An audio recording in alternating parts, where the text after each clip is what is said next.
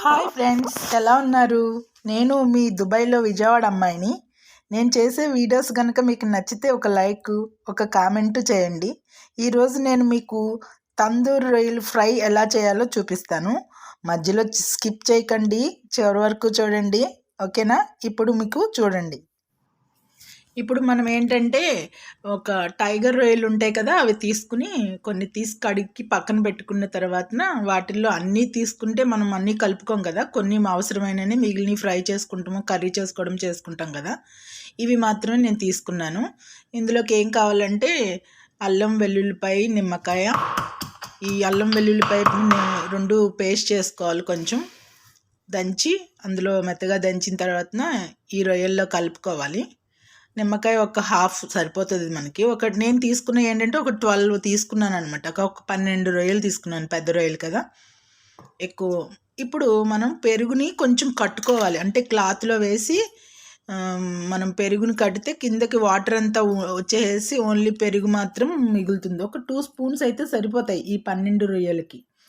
అందుకే నేను ఒక 2 స్పూన్స్ వేసాను.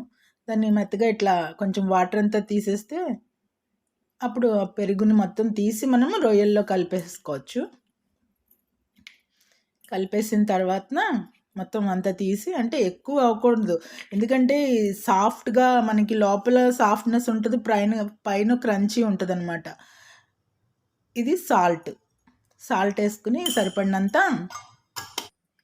తర్వాత కారం, రెడ్ చిల్లీ పౌడర్న మనం ఎంత తినగలుగుతాము అనేది ఒక ఐడియా ఉంటుందిగా, దాని ప్రకారం. ఇది టర్మరిక్ పౌడర్, పసుపు. తర్వాత తందూర్ మసాలా పౌడర్ ఉంటుంది కదా, బయట మనకు దొరుకుతుంది. అది మనకి కొంచెం ఎక్కువ ఘాటు తినగలుగుతాం, ఫ్లేవర్ బాగుంటుంది కాబట్టి కొంచెం ఎక్కువే వేసుకోవాలి. వేసుకుంటే తర్వాత మస్టర్డ్ ఆయిల్, అంటే ఆవాల నూనె. ఈ ఆవాల నూనె ఏమవుతుందంటే నాన్ వెజ్లో వాటిల్లో ఫ్రైలకి అది చాలా టేస్ట్ వస్తుంది, అందువల్ల ఇది వేసుకుంటే బాగుంటుంది. అన్నీ కలిపి మొత్తం అన్నీ వేసేసాం కాబట్టి ఇక కలిపేసుకుంటే మనకు సరిపడినంతే వేసుకుంటున్నాం కాబట్టి ఐడియా ఉంటుంది కాబట్టి ఇంక మళ్ళీ టేస్ట్ చూసుకోవాల్సిన అవసరం ఉండదు. కలిపేసి తుడిచేసేసి చుట్టుపక్కల అంతా మనం అటు ఇటు అంటింది కదా, అట్లా.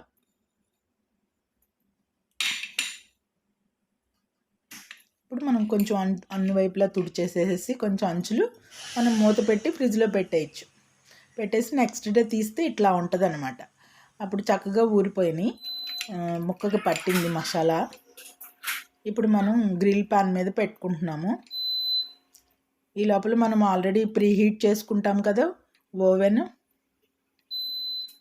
నేను మీకు చూపించడం కోసమని ఒక 6 తీసుకున్నాను, 7 తీసుకున్నాను అంతే. గ్రిల్ ఆల్రెడీ ప్రీ హీట్ పెట్టాను కాబట్టి ఇప్పుడు లోపల పెట్టేసి ఎక్కువసేపు ఉండకూడదు, బాగా గట్టిగా అయిపోకుండా ఉండాలి అంటే త్వరగా మినిమం ఒక 5 మినిట్స్లో అయిపోతాయి అన్నమాట.